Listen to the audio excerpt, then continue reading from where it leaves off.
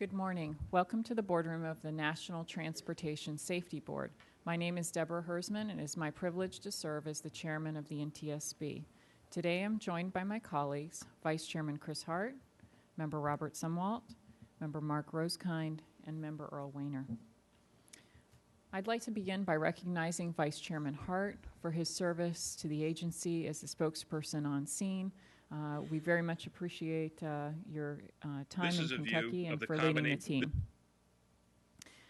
Today we meet in open session as required by the Government in the Sunshine Act. We're considering the March 26, 2010 accident in which a tractor-trailer crossed a highway and struck a 15-passenger van on Interstate 65 near Munfordville, Kentucky. The accident killed 11, both drivers and 9 passengers in the van. 2 small children, protected with child restraints, survived with minor injuries. This was the worst crash in Kentucky in a generation, in 23 years. On behalf of my fellow board members and all of the staff of the NTSB, we offer our deepest condolences to those of you who lost loved ones in this accident. Nothing that we do here can change the fact that you've lost those loved ones, but we have the opportunity and the obligation to learn the lessons from this accident and prevent accidents from occurring in the future. Over the past several weeks, the board members have read the proposed report, and individually we have met with the staff. However, today is the first time that all 5 of us are meeting together to discuss the report. Staff will make presentations on the major issues in the investigation, and after all of the presentations are delivered, the board members will ask questions to clarify points or gain greater understanding. We will then consider conclusions, probable cause, and recommendations.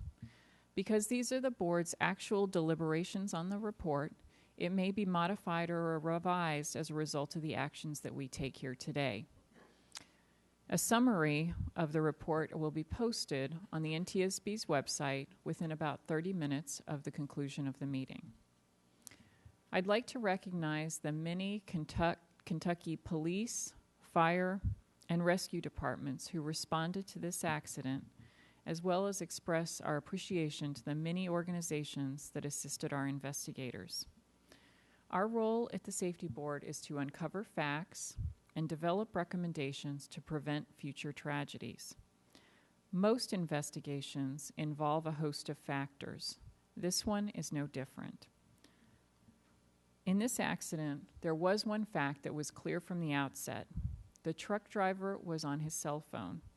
He had been placing calls and receiving calls and text messages frequently, including 69 that were made or received during the previous 24 hours while he was on driving status.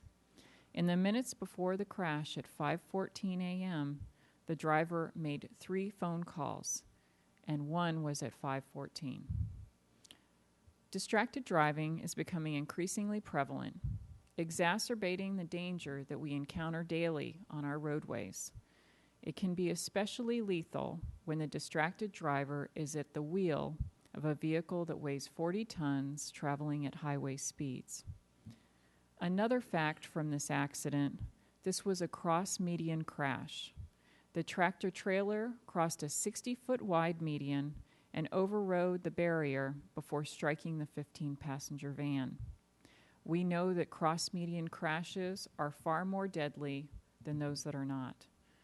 One North Carolina study found that while interstate highway cross-median crashes represent only 3% of accidents, they represented 32% of the fatalities.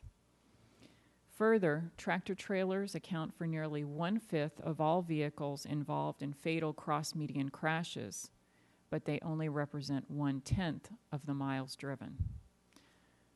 More people die on our highways each year than in all other modes of transportation combined. Last year, nearly 24,000 people died in passenger cars and trucks on our roadways. There is so much room for improvement.